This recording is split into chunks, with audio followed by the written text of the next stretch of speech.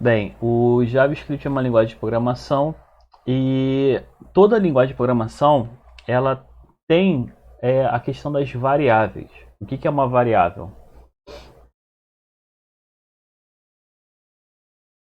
Não lembro, Fabiano. Oi? É o var, mas a variável na verdade é o espaço na memória que você cria para armazenar, para guardar uma informação. Isso aí. Isso. Tá, os dois estão certos, cara. Então, quando a gente coloca o var, a gente fala para o nosso computador que eu preciso que ele reserve o espaço na memória. Nesse caso aqui, ele está criando uma variável chamada raio, né? Porque o nosso enunciado, para quem não lembra, é para calcular a área de um círculo. Então, aqui eu tenho o raio, tem aqui o comando prompt, e o comando prompt, a função dele é aparecer uma caixinha aonde o usuário ele faz uma inserção de dados. Então ele vai chegar e vai digitar uma informação, no caso aqui, o valor do raio. Essa informação ela vai para dentro da variável. Então esse igual aqui na programação é chamado de atribuição. Significa isso? É quando uma informação passa de um lugar para outro. Então ele vai passar do prompt para o raio. Isto é, ele vai guardar essa informação na memória do computador, para que depois você possa usar ela em algum lugar. Nesse caso aqui, ele tá usando na linha de processamento, na linha de conta, né, na parte que ele vai fazer a conta aí. Aonde ele pega 3.14 e multiplica pelo raio, raio ao quadrado, raio vezes raio. Na informática, é, é, com, é, ela utiliza os parênteses como se fosse na matemática. Então, se eu quero fazer uma expressão matemática muito longa, eu vou usar o parênteses para poder agregar parte da expressão. O que seria isso? Então, nesse caso aqui, por exemplo, ele primeiro resolve o raio, né? ele multiplica raio vezes raio, e depois multiplica por 3.14. Então, uma coisa que eu falo para os meus alunos é o seguinte: lógica não está ligada diretamente à matemática, tá, gente? Você tem expressões lógicas aí que não envolvem matemática, e sim a parte de raciocínio mesmo. Só que a gente utiliza a matemática como ferramenta também, tá? Então o aluno, ele não tem que ser expert em matemática, tá? Mas ele tem que saber traduzir as expressões da matemática para o computador. Então aqui, por exemplo, eu estou usando, né, um parênteses simples. Eu tenho que saber que ele primeiro vai multiplicar o raio para depois multiplicar por 3.14, que é sinal de asterístico aí. Os alunos sempre confundem isso daí na hora de montar expressões matemáticas, né? Bem, então aqui ele né, pegou a equação, resolveu a equação e colocou esse valor na resposta. E na sequência ele fez o quê? Ele usou o comando alert. O comando alert faz o quê?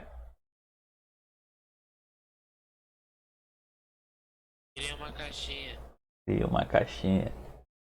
Ela tá com sono. Isso aí, cria uma caixinha para poder a pessoa visualizar um alerta, né? uma resposta. O alerta é usado para chamar a atenção do usuário, porque geralmente o alerta ele fica na tela até o usuário clicar no OK, né? Até o usuário fechar aquela alternativa. Então é uma caixa para chamar a atenção do usuário. Existem outras formas de você escrever essa informação na tela do usuário, tá? O alerta seria uma das mais fáceis. Bem, isso daqui para rodar, como é que eu faço para rodar esse código? Como é que vocês fazem para rodar esse código aqui? Ligando ali no 0.ml apertando.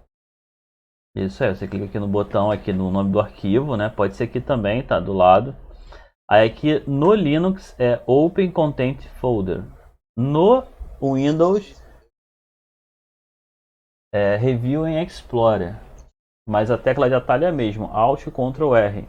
Ele vai fazer, ele vai abrir a pasta. Aqui abriu a pasta. Aí você tem aqui o arquivo que você quer manipular dessa pasta e você pede para abrir com o navegador. No meu caso aqui, vou abrir com o Chrome que eu tenho aqui. Tá aí, ó. Ele mostrou o raio, né? Então aqui o usuário coloca o valor dá OK, ele te dá a resposta aqui, tá? OK, deu para lembrar? Mais ou menos. Mais ou menos. Deu. Tá, então aqui eu tenho mais ou menos. Então aqui eu tenho a variação, né, que é o segundo exercício. Tá vendo aqui, ó? Ele vai fazer o quê? Quem lembra desse segundo exercício aqui? Esse aqui não é minha. Da tua turma o que, filho? Segundo ano eu tô dando essa mesma matéria pros dois. Já dei, já. Não, eu não escutei. Essa segunda questão aqui vai fazer o quê? Quem lembra? Isso, fazer a conversão de Isso é fazer a conversão de temperatura. Isso aí. Tá, galera? Então ali vai pegar a temperatura, né? Oi, fala. Então o prompt é aquela caixinha que apareceu com a pergunta, né? Ela faz uma pergunta para o usuário. A pergunta você usa aqui, ó, entre aspas. Então se eu rodar esse código aqui, né? Botão direito, abrir a pasta, que é o número 2. Ó, tá vendo? Essa caixinha aqui que aparece é a caixinha do prompt. Entendeu? Com a pergunta que você colocou aqui em cima. Tá? Então, se você, por exemplo, quiser fazer uma pergunta para o usuário, você usa o prompt para fazer essa pergunta. Porém, essa caixinha aqui a gente não usa muito na programação moderna, tanto que você fica até estranho, eu já vi o alerta, mas eu não vi o prompt ainda em um programa real. A gente sempre tem uma caixinha no próprio site que o usuário digita lá o valor e dá OK e funciona direto. O prompt aqui, ela era muito usada antigamente, hoje a gente não usa muito ela, só mesmo na parte didática, né, para poder mostrar para os alunos, né, como é que funciona. Mas o prompt é aquela caixinha que faz a pergunta para o usuário, né, que faz ali o questionamento que você escreveu, né, qual a temperatura, qual o seu nome, qual o seu endereço. Então ele serve para você entrar com uma informação, né, capturar uma informação e essa informação ela vai ser passada para dentro da variável, tá? É o que faz aqui. Ele perguntou qual a temperatura em Fahrenheit, né, em F. O usuário vai responder, ele vai pegar essa informação, vai jogar dentro da variável F e na sequência ele vai usar o F para poder fazer a conta. Lembrando que primeiro ele subtrai 32 para depois multiplicar por 5/9, né? 5 sobre 9 aí, né? 5 nonos, né? Aí a resposta dessa expressão, ela vai para onde? Ela vai ser colocada onde essa resposta?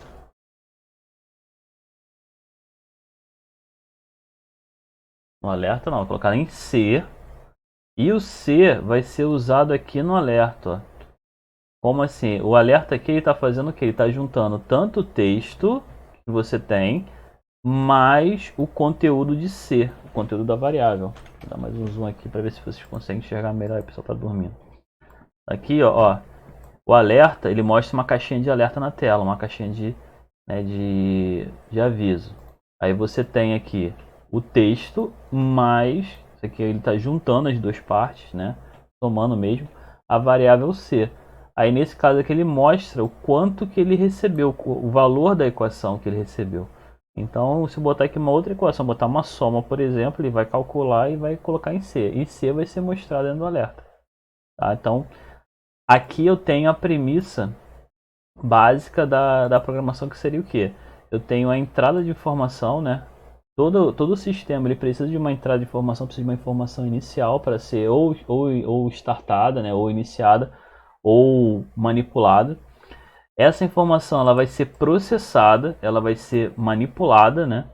E vai gerar uma outra informação ou um outro resultado. E no final você tem que dar um feedback, você tem que dar uma resposta para o usuário. Porque senão é aquela situação, né? Você clica, será que funcionou? Clica, será que funcionou? Não, você tem que falar, funcionou ou não funcionou. Tanto que quando você trabalha num sistema, né? Você manipula, você tem lá aqueles feedbacks, aquela resposta. O WhatsApp é o Zoom é outro. Quando você está conectado, ele fala que está conectado. Tem lá o símbolo lá mostrando que você está em conferência. Se não for, já imaginou se não tivesse essa confirmação? Ah, será que mandou? Será que não mandou? Será que recebeu ou não recebeu? Então, todo o sistema ele tem que ter essas 3 etapas, tá, gente? Ele tem que ter a entrada da informação ou a interação inicial do usuário, né? O usuário clicar em alguma coisa. O computador recebe essa interação, faz o processamento e depois dá um feedback, que é o retorno, fala se foi feito ou não. Então, quando a gente fala de programação, né, em qualquer linguagem, a gente tem que pensar dessa forma. Você pode reparar que todos os programas que você usa é assim. Até um jogo, por exemplo, é assim, né? Me dá um exemplo aí de um jogo que funciona dessa forma, que tem essas 3 etapas. Ninguém lembra, né? Mario, me dá um exemplo do Mario aí. Como é que o Mario tem essas 3 partes aí? Interação do usuário, o processamento e a resposta do sistema. Mano, acho. Isso aí. Isso aí, por E o exemplo, WhatsApp também, né? o WhatsApp, o Mario, por exemplo, quando ele bate na caixa com a cabeça, você não vê aquela estrelinha subindo? Aquele plim, plim, plim, plim. Já imaginou se você batesse na caixa e não acontecesse nada? Então assim, ele bate na caixa, o sistema processa que ele bateu e soma mais uma moeda para ele e dá o feedback que é o barulho e a informação gráfica. Quer dizer, acontece muito rápido, mas os 3 processos estão ali. O WhatsApp também é um exemplo. Quando você manda a mensagem, né, você vai lá, quero mandar mensagem para fulano, você clica no nome do fulano. A interação inicial é ali. Aí você escreve a mensagem e manda enviar. Foi, a mensagem foi, como é que sabe que foi? Apareceu aquele tiquezinho. Aí quando a pessoa lê, o tique fica verde. Então, todo o sistema, cara, tem essas 3 partes. Só que algumas são muito rápidas. O jogo, por exemplo, é muito rápido porque o usuário não tem que ficar esperando. Mas o WhatsApp, mensagens do Message também, do Facebook, todos eles têm a mesma coisa. Só que como depende do usuário interagir, né, dar resposta, aí demora mais. Mas o jogo é típico. Toda vez que a gente fazer um jogo, por exemplo, o jogo tem essas 3 partes. Né? Quando você, por exemplo, o Free Fire é um exemplo. Como é que você sabe que acertou o cara?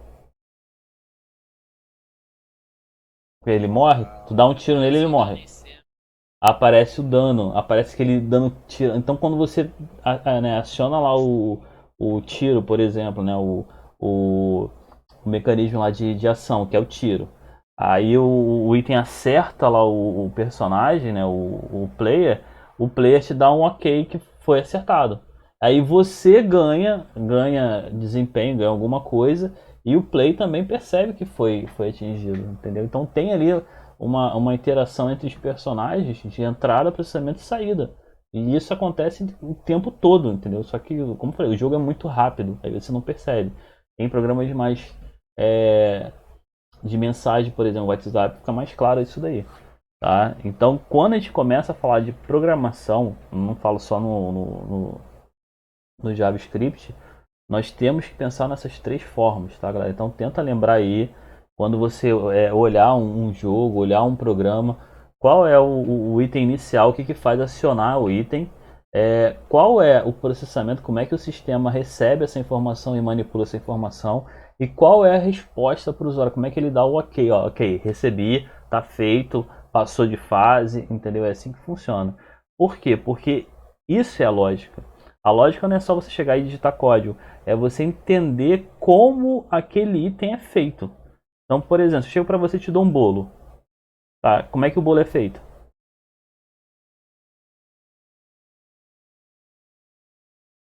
Só misturar ingredientes, né? Mistura tudo e acabou. Tem alguma ordem? Ninguém aqui nunca fez bolo, né?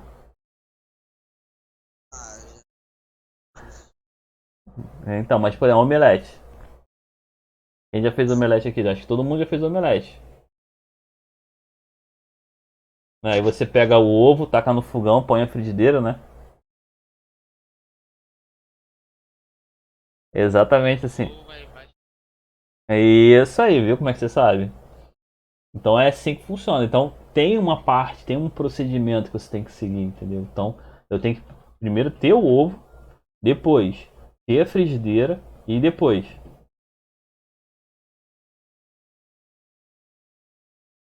o fogo.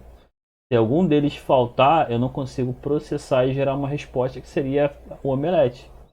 Tá? Então, essa questão de interação inicial, ela também tem pré-requisitos. Tá? O exemplo do WhatsApp. Se eu mandar uma mensagem para a pessoa vai receber?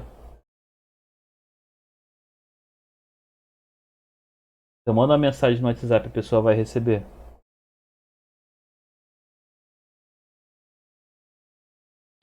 Tem certeza? certeza. Por quê? Se Por que que você não tem certeza? já está assim. Olha só. Se eu mando uma mensagem no WhatsApp pra uma pessoa, mandei uma mensagem para você no WhatsApp, Sim, eu vou ter certeza que a mensagem vai ser recebida? sim, se o celular tiver descarregado. Isso aí. Outro exemplo, se não tiver internet. Então não é só o WhatsApp, entendeu? Tem um monte de coisas que faz com que talvez o teu sistema não funcione direito, tá, galera? Então a lógica, ela tenta antecipar esses problemas. É igual o omelete que a gente estava falando. A gente quer fazer um omelete. Então a gente sempre presume que a gente vai ter ovo, vai ter frigideira, vai ter gás, por exemplo, para poder fazer. Já imaginou, tu vai fazer o omelete e você não tem ovo. Ou você não tem a frigideira. Ou você não tem o fogo. Como é que você vai fazer o ovo? Ou não tem o fogão, né? Então, olha só. Então a lógica, ela não vai ser uma questão só de matemática, por exemplo, e sim de você interpretar os teus problemas e dar uma resposta.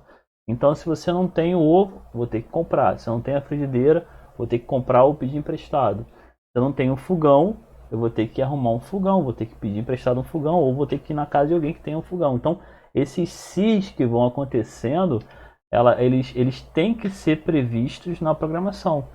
Então, quanto mais você começa a observar, né, as etapas de criação do sistema, as etapas de manipulação do sistema, essas problemáticas que vão aparecendo ficam mais fáceis. Então, se você não exercitar isso, você acaba enxergando o problema com uma dificuldade maior. Entendeu? Então, a lógica não falo a lógica em modo geral, a lógica é você se antecipar aos problemas, é você dar uma resposta para aquele problema que aparece, entendeu? Aí vai chegar um ponto que você acaba se antecipando. Então, a gente utiliza aqui o JavaScript como uma ferramenta de treino, né, para a gente poder treinar. Mas isso acontece o tempo todo na nossa vida. E quanto mais eu exercitar isso, mais fácil fica a minha vida, em modos gerais, né? Eu tenho que falar para os alunos. Vocês daqui a pouco vão estar fazendo Enem, né? A ideia seria essa, todo mundo ir para o Enem. E lá no Enem tem muita questão lá que se você ler e tentar interpretar, você já sabe a resposta. Tem muita questão que a lógica, né, da situação, do contexto ali já te dá uma resposta. Então um aluno que não tem essa lógica acaba perdendo vários pontos aí numa prova do Enem, por exemplo, tá? Então a lógica ela é aplicada em qualquer lugar e não só na matemática ou na programação. Fica a dica para vocês aí. Então tenta sempre enxergar, né, o teu problema ou a gente fala problemática em termos de situação, né? O que você tem que fazer. Eu tenho que fazer isso. Então qual é a minha problemática? Como é que eu faço isso? Tenta enxergar em o que eu preciso, o que eu tenho de informação inicial, como eu resolvo isso, como eu processo a informação e como é que eu gero uma resposta, como é que eu dou uma resposta para a pessoa, para quem está do meu lado ali, ou até para mim mesmo, como é que eu gero uma resposta. Se vocês pensarem dessa forma, fica muito mais fácil a tua vida, teu convívio, o teu dia a dia, tá? Bem, deu para entender isso até aqui? Eu falo, vocês dormem. Ninguém habilitou a câmera aí, né, para me ver, então tá bom. Vamos lá. Eu não tenho. Não tem? Se safou, né? Se safou também. Tá, não tem problema, não precisa habilitar a câmera não. O cara tá dormindo ali com o cara. Ai, céu. Vamos lá. Continuando aqui. Então o nosso sistema aqui, né? Todo o sistema vai ter essas três partes. A gente vai fazer. Aqui no caso, o número 2 é para transformar em Fahrenheit e Celsius. O 3 é o contrário, né? Então ele vai pegar o prompt aqui, vai ler a temperatura em Celsius, jogar em C e depois processar e dar uma resposta em F, em Fahrenheit, e mostrar para o usuário. O número 4, quem lembra do 4?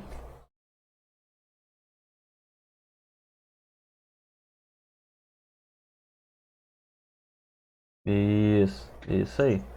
a gente tem lá uma situação, lá uma problemática que ele fala, eu preciso colocar lâmpadas nesse cômodo aqui, nesse quarto, por exemplo. Quais lâmpadas e quantas lâmpadas, né? Todo mundo pergunta isso. Cara, quem for trabalhar com engenharia aí, fatalmente alguém vai perguntar isso para ele na vida dele. Quantas lâmpadas você nessa sala, nesse quarto, nessa sala? Então existe uma fórmula para calcular isso, que é seria a referência de 18 watts por metro quadrado, né, que tem lá no enunciado. Então ele pergunta primeiro aqui, né, qual é a potência da lâmpada que você pretende usar.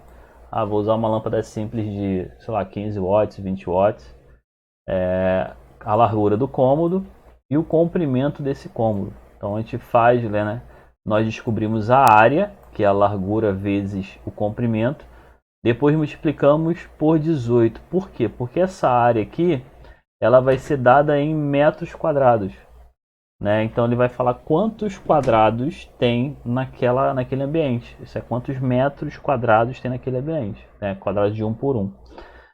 E depois eu multiplico por 18 para saber a quantidade de watts que eu vou precisar para esse cômodo. Né? Depois que eu multipliquei e achei a quantidade de watts, aí eu vou fazer a divisão pela potência da lâmpada que eu vou usar. Bem, lembrando que essa fórmula aqui, como já falei, isso eu sempre vou dar as fórmulas para vocês, não precisa ter o pessoal ficar desesperado. Eu cobro mais a questão de você poder enxergar, né? Quais são as informações de entrada, quais são os processamentos e como você vai dar essa resposta para o usuário. Cara, isso aí é basicamente o que a gente vai fazer no nosso ano todo aqui. Você tem que ser capaz de enxergar isso. Né? Então aqui são 3 perguntas para o usuário, um processamento, uma conta e uma resposta de saída com a quantidade de lâmpadas necessárias aí. Tá? Deu para lembrar aí, galera? Beleza. A questão número 5, quem lembra?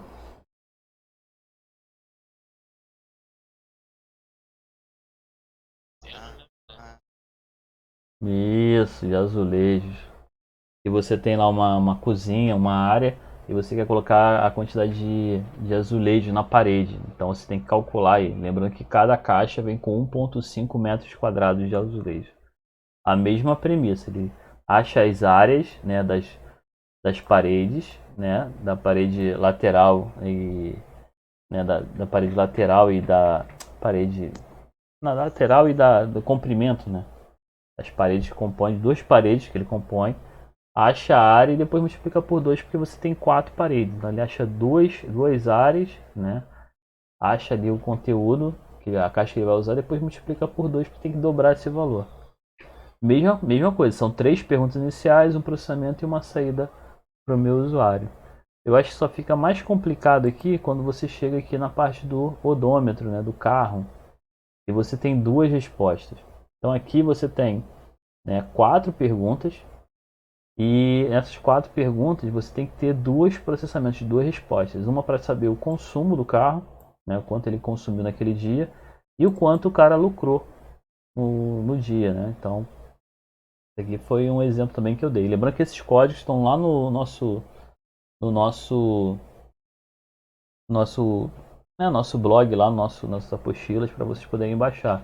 Eu coloquei o link aí na plataforma para vocês poderem achar por lá também. E como são duas respostas, eu coloquei 2 alertas, mas eu poderia colocar tudo isso aqui em um alerta só, tá, gente? Daqui para frente, né, nas próximas aulas, eu vou estar deixando de usar o alerta e vou estar deixando de usar o prompt, tá? Eu vou estar usando uma coisa mais profissional, só que vai ser um pouco mais complicada. Não vai ser fácil dessa forma. Por isso que eu sugiro que vocês revejam aqui, testem os códigos, tá, galera? Façam, né, separa um tempinho para você rever aí os nossos enunciados aí, né, as 7 primeiras questões que a gente viu, né, nas aulas. Tenta entender como é que funciona, né, tudo. Né? Aqui eu tenho o 7º, no caso que eu não corrigi o 7º, mas eu já vou colocar a resposta para vocês aí. Tenta entender como é que funciona isso daqui, porque basicamente a parte de variável e processamento vai ser o mesmo, mas a pergunta que eu faço para o usuário e a resposta que eu dou para o usuário não vai ser no formato de prompt e não vai ser no formato de alerta. Vai ser no próprio site. É como se o HTML estivesse respondendo para ele e estivesse perguntando para ele. Porque isso daqui a gente até usa, mas como eu falei, na forma didática. A gente está explicando para vocês. Mas no sistema prático, no sistema real, a gente não usa esses comandos não, pelo menos o prompt não. O alerta tem que a gente usa, mas o prompt ele basicamente cai em desuso em sistemas reais, tá? Bem, galera, tá quase no final, faltam 4 minutinhos para terminar. Deixa eu tirar aqui o compartilhamento. Vocês têm alguma pergunta, alguma dúvida? Nenhuma? Tá tranquilo então?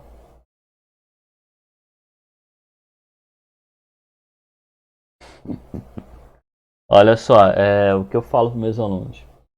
A gente está com essa problemática aí da quarentena, tá todo mundo em casa aí, né? Obrigado. Cara, não deixa acumular coisa, tá? Eu sei que é complicado aí a questão de você sentar para fazer as coisas, tem muita matéria para fazer, tem muitos exercícios. Eu basicamente não estou passando exercício porque eu estou com a parte de background aí da plataforma, mas essa semana já estou começando a abrir minha agenda para poder estar tomando aí, retomando os trabalhos. Então essa semana eu vou estar subindo o conteúdo de lógica que a gente está tendo e vou estar subindo o site que eu tinha falado na aula passada do Games e Games, tá? Para a gente poder estar juntando aí a parte de HTML aí também, a parte de site responsivo. Se for o caso, se for necessário, né, se tiver necessidade de fazer alguma coisa extra, vocês podem estar me chamando lá na mensagem privada, lá na plataforma. A gente está marcando aí uma videoconferência, alguma coisa. Aquele balãozinho? Como não tá, como não aparece? Tá, eu vou entrar com a tua senha lá. Tu já mudou tua senha? Você mudou tua senha? Tá, eu vou entrar lá para ver qual é. Eu entro como teu perfil para dar uma olhada. Se vai estar aparecendo, eu vou te mandar uma mensagem. Tá? Aí a gente faz o teste lá, porque aí se o aluno tiver com muita dificuldade, a gente marca aí uma videoconferência aí só para a gente poder tirar essa dúvida aí. Uma videoconferência rápida só para poder tirar essa dúvida, ou então um fórum, um chat, a gente tá podendo estar tirando essa dúvida. Galera, não deixa acumular coisa, porque quando a gente voltar, que eu falo, a ideia é que a gente poder avançar o máximo para quando a gente voltar ter o mínimo. E já imaginou ter que voltar tudo do zero e ter que fazer tudo? Não tem como, cara. É muita coisa para ver, muita correria, vai ser pauleira. Então, se a gente conseguir avançar ao máximo, lá quando a gente voltar, a gente vai ter uma adaptação sim, mas vai ser mais tranquilo. Fechou? Fechou. Valeu, galera. Olha só, semana eu vou estar subindo vídeo, semana que vem vai ter vídeo também lá. Então dá uma olhada, revê os vídeos. Vou botar um vídeo aí do primeiro ano também de revisão do HTML, pra galera que esqueceu como é que se faz, né? Eu já coloquei alguma coisa lá, mas vou colocar os links lá dos vídeos para vocês poderem estar lembrando do Bololand aí de novo, a galera que já passou pelo Bololand. E para quem não passou, poder enxergar. E a gente vai estar dando continuidade ao Games e Games aí para poder estar trabalhando com um site mais profissional. Bem, vou terminar por aqui que nosso tempo está acabando aqui no Zoom. E vocês também têm mais umas aulas aí, né? Valeu, galera. Ficando por aqui. Até mais. Tchau, bons estudos, hein?